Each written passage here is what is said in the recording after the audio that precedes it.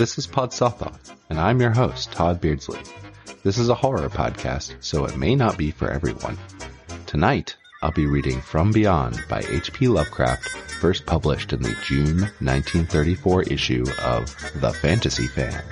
Please note, this story contains references to extrasensory perception, madness, a sudden stroke, the folly of science, and things man was not meant to know. If such subjects bother you, this may not be the podcast for you.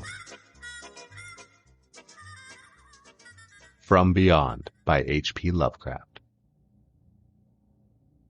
Horrible beyond conception was the change which had taken place in my best friend, Crawford Tillinghast. I had not seen him since that day, 2 months and a half before, when he had told me toward what goal his physical and metaphysical researches were leading, when he had answered my awed and almost frightened remonstrances by driving me from his laboratory and house in a burst of fanatical rage.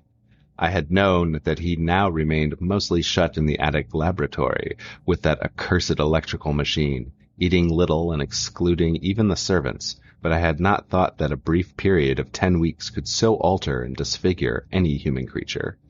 It is not pleasant to see a stout man suddenly grow thin, and is even worse when the baggy skin becomes yellowed or grayed, the eyes sunken, circled, and uncannily glowing, the forehead veined and corrugated, and the hands tremulous and twitching. And if added to this there be a repellent unkemptness, a wild disorder of dress, a business of dark hair white at the roots, and an unchecked growth of pure white beard on a face once clean-shaven, the cumulative effect is quite shocking. But such was the aspect of Crawford Tillinghast on the night of his half-coherent message brought me to his door after my weeks of exile, such as the spectre that trembled as it admitted me, candle in hand, and glanced furtively over its shoulder as if fearful of unseen things in the ancient, lonely house set back from Benevolent Street. That Crawford Tillinghast should ever have studied science and philosophy was a mistake. These things should be left to the frigid and impersonal investigator, for they offer two equally tragic alternatives to the man of feeling and action: despair, if he fail in his quest, and terrors unutterable and unimaginable if he succeeded. Tillinghast had once been the prey of failure, solitary and melancholy, but now I knew, with nauseating fears of my own, that he was the prey of success. I had indeed warned him 10 weeks before, when he burst forth with his tale of what he felt himself about to discover. He had been flushed and excited then, talking in a high and unnatural, though always pedantic, voice. "What do we know," he had said, "of the world and the universe about us? Our means of receiving impressions are absurdly few, and our notions of surrounding objects infinitely narrow. We see things only as we are constructed to see them, and can gain no idea of their absolute nature. With 5 feeble senses, we pretend to comprehend the boundlessly complex cosmos, yet other beings with wider, stronger, or a different range of senses might not only see very differently the things we see, but might see and study whole worlds of matter, energy, and life which lie close at hand, yet can never be detected with the senses we have. I have always believed that such strange, inaccessible worlds exist at our very elbows, and now I believe I have found a way to break down the barriers. I am not joking. Within 24 hours, that machine near the table will generate waves acting on unrecognized sense organs that exist in us as atrophied or rudimentary vestiges. Those waves will open up to us many vistas unknown to man, and several unknown to anything we consider organic life. We shall see that at which dogs howl in the dark, and that at which cats prick up their ears after midnight. We shall see these things, and other things which no breathing creature has yet seen. We shall overlap time, space, and dimensions, without bodily motion peer into the bottom of creation." When Tillinghast said these things, I remonstrated, for I knew him well enough to be frightened rather than amused. But he was a fanatic, and drove me from the house. Now he was no less a fanatic, but his desire to speak had conquered his resentment, and he had written me imperatively in a hand I could scarcely recognize. As I entered the abode of the friend who so suddenly metamorphosed into a shivering gargoyle, I became infected with the terror which seems stalking in all of the shadows. The words and beliefs expressed 10 weeks before seemed bodied forth in the darkness beyond the small circle of candlelight, and I sickened at the hollow, altered voice of my host. I wished the servants were about, and did not like it when he said that they had all left 3 days previously. It seemed strange that old Gregory, at least, should desert his master without telling as tried a friend as I. It was he who had given me all the information I had of Tillinghast after I was repulsed in rage. Yet I soon subordinated all my fears to my growing curiosity and fascination. Just what Crawford Tillinghast now wished of me I could only guess, but that he had some stupendous secret or discovery to impart I could not doubt. Before I had protested at his unnatural pryings into the unthinkable, now that he had evidently succeeded to some degree, I almost shared his spirit, terrible though the cost of victory appeared. Up through the dark emptiness of the house I followed the bobbing candle in the hand of this shaking parody of a man. The electricity seemed to be turned off, and when I asked my guide, he said it was for a definite reason. "It would be too much. I would not dare," he continued to mutter. I especially noted his new habit of muttering, for it was not like him to talk to himself. We entered the laboratory in the attic, and I observed that detestable electrical machine, glowing with a sickly, sinister, violet luminosity. It was connected with a powerful chemical battery, but seemed to be receiving no current, for I recalled that in its experimental stage it had sputtered and purred when in action. In reply to my question, Tillinghast mumbled that this permanent glow was not electrical in any sense that I could understand. He now seated me near the machine, so that it was on my right, and turned a switch somewhere below the crowning cluster of glass bulbs. The usual sputtering began, turned to a whine, and then terminated in a drone so soft as to suggest a return to silence. Meanwhile, the luminosity increased, waned again, and then assumed a pale auteur color, a blend of colors which I could neither place nor describe.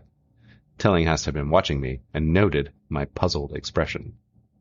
"Do you know what that is?" he whispered. "That is ultraviolet." He chuckled oddly at my surprise. "You thought ultraviolet was invisible, and so it is, but you can see that and many other invisible things now. Listen to me.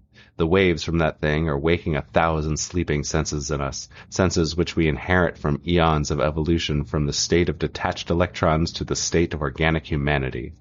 I have seen truth, and I intend to shew it to you. Do you wonder how it will seem? I will tell you." Here Tillinghast seated himself directly opposite me, blowing out his candle and staring hideously into my eyes. "Your existing sense organs, ears first, I think, will pick up many of the impressions, for they are closely connected with the dormant organs. Then there will be others. You have heard of the pineal gland? I laugh at the shallow endocrinologist, fellow dupe and fellow parvenu of the Freudian. That gland is the great sense organ of organs. I have found out. It is like sight in the end, and transmits visual pictures into the brain. If you're normal, that's the way you ought to get most of it. I mean, get most of the evidence from beyond. I looked about the immense attic room with the sloping south walls, dimly lit by rays which the everyday eye cannot see. The far corners were all shadows, and the whole place took on a hazy unreality which obscured its nature and invited the imagination to symbolism and phantasm. During the interval that Tillinghast was silent, I fancied myself in some vast and incredible temple of long-dead gods, some vague edifice of innumerable black stone columns reaching up from a floor of damp slabs to a cloudy height beyond the range of my vision. The picture was very vivid for a while, but gradually gave way to a more horrible conception, that of utter, absolute solitude and infinite, sightless, soundless space. There seemed to be a void, and nothing more, and I felt a childish fear which prompted me to draw from my hip pocket the revolver I always carried after dark, since the night I was held up in East Providence. Then, from the farthermost regions of remoteness, the sound softly glided into existence. It was infinitely faint, subtly vibrant, and unmistakably musical, but held a quality of surpassing wildness which made its impact feel like a delicate torture of my whole body. I felt sensations like those one feels when accidentally scratching ground glass. Simultaneously there developed something like a cold draught, which apparently swept past me from the direction of the distant sound. As I waited breathlessly, I perceived that both sound and wind were increasing, the effect being to give me an odd notion of myself as tied to a pair of rails in the path of a gigantic, approaching locomotive. I began to speak to Tillinghast, and as I did so, all the unusual impressions abruptly vanished. I only saw the man, the glowing machine, and the dim apartment. Tillinghast was grinning repulsively at the revolver, which I had almost unconsciously drawn, but from his expression I was sure he had seen and heard as much as I, if not a great deal more. I whispered what I had experienced, and he bade me to remain as quiet and receptive as possible. "Don't move," he cautioned, "for in these rays we are able to be seen as well as to see. I told you the servants left, but I didn't tell you how. It was that thick-witted housekeeper. She turned on the lights downstairs after I had warned her not to, and the wires picked up sympathetic vibrations. It must have been frightful. I could hear the screams up here in spite of all I was seeing and hearing from another direction, and later it was rather awful to find those empty heaps of clothes around the house. Mrs. Updike's clothes were close to the front hall. That's how I know she did it. It got them all. But so long as we don't move, we're fairly safe. Remember, we're dealing with a hideous world in which we are practically helpless. Keep still!" The combined shock of the revelation and of the abrupt command gave me a kind of paralysis, and in my terror my mind again opened to impressions coming from what Tillinghast called beyond. I was now in a vortex of sound and motion, with confused pictures before my eyes. I saw the blurred outlines of the room, but some point in space there seemed to be pouring a seething column of unrecognizable shapes or clouds, penetrating the solid roof at a point ahead and to the right of me. I then glimpsed the temple-like effect again, but this time the pillars reached up into an aerial ocean of light, which sent down one blinding beam along the path of the cloudy column I had seen before. After that, the scene was almost wholly kaleidoscopic, and in the jumble of sights, sounds, and undefined sense impressions, I felt that I was about to dissolve or in some way lose the solid form. One definite flash I will always remember. It seemed for an instant to behold a patch of strange sky filled with shining, revolving spheres, and as it receded, I saw that the glowing suns formed a constellation or galaxy of settled shape. This shape being the distorted face of Crawford Tillinghast. At another time, I felt the huge, animate things brushing past me and occasionally walking or drifting through my supposedly solid body, and I thought I saw Tillinghast look at them as though his better-trained senses could catch them visually. I recalled what he had said of the pineal gland, and wondered what he saw with his preternatural eye. Suddenly I myself became possessed of a kind of augmented sight. Over and above the luminous and shadowy chaos arose a picture which, though vague, held the elements of consistency and permanence. It was indeed somewhat familiar, for the unusual part was superimposed upon the usual terrestrial scene, much as a cinema view may be thrown upon the painted curtain of a theater. I saw the attic laboratory, the electrical machine, and the unsightly form of Tillinghast opposite me. But of all the space unoccupied by familiar material objects, not one particle was vacant. Indescribable shapes, both alive and otherwise, were mixed in disgusting disarray, and close to every known thing were whole worlds of alien, unknown entities. It likewise seemed that all the known things entered into the composition of other unknown things, and vice versa. Foremost among the living objects were great, inky, jellyish monstrosities which flabbily quivered in harmony with the vibrations from the machine. They were present in loathsome profusion, and I saw to my horror that they overlapped, that they were semi-fluid and capable of passing through one another and through what we know of as solids. These things were never still, but seemed ever floating about with some malignant purpose. Sometimes they appeared to devour one another, the attacker launching itself at its victim and instantaneously obliterating the latter from sight. Shudderingly, I felt that I knew what had obliterated the unfortunate servants, and could not exclude the things from my mind as I strove to observe other properties of the newly visible world that lies unseen around us. But Tillinghast had been watching me, and was speaking.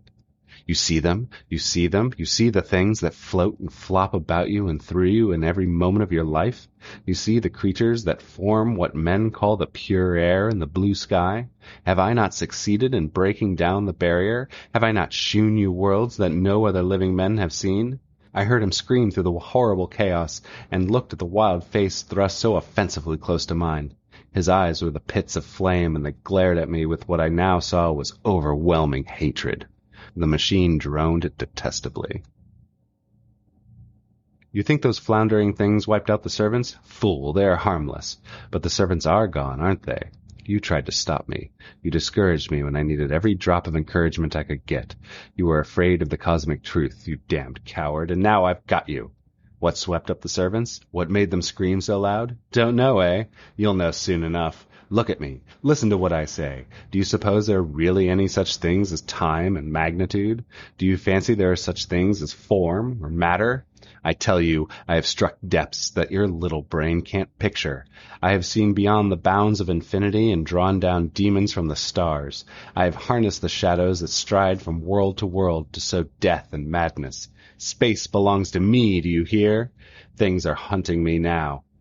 Things that devour and dissolve, but I know how to elude them. It is you they will get, as they got the servants. Stirring, dear sir? I told you it was dangerous to move.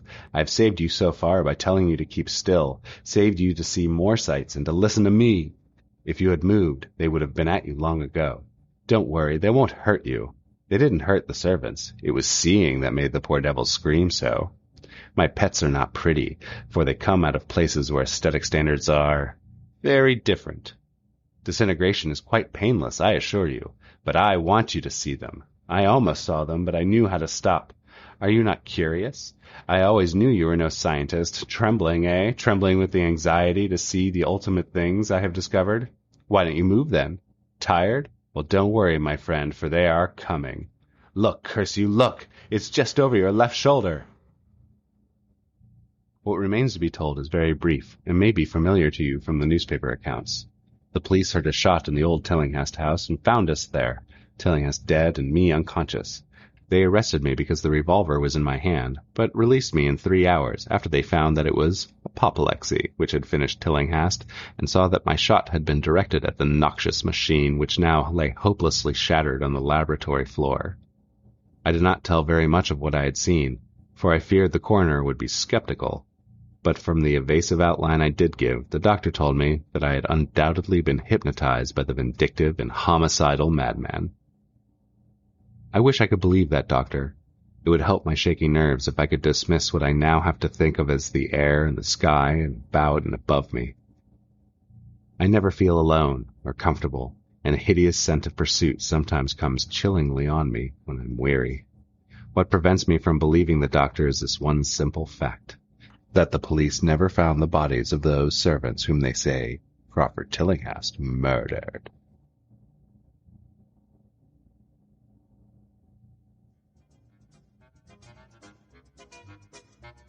This was a reading of H.P. Lovecraft's From Beyond, first published in the June 1934 issue of The Fantasy Fan. Podsothoth is hosted, edited, and produced by me, Todd Beardsley. Come back next week for a discussion of the story with the insightful and half-mad Claire Reynolds. In the meanwhile, follow us on Twitter @Podsothoth or email us at hideous@podsothoth.club. If you do write, please be sure to include some instruction on how to pronounce your name, for we may read your missives on a future discussion-oriented episode. Thank you for listening to Podsothoth from podsothoth.club, and have a weirdly fantastic and not at all horrifying night.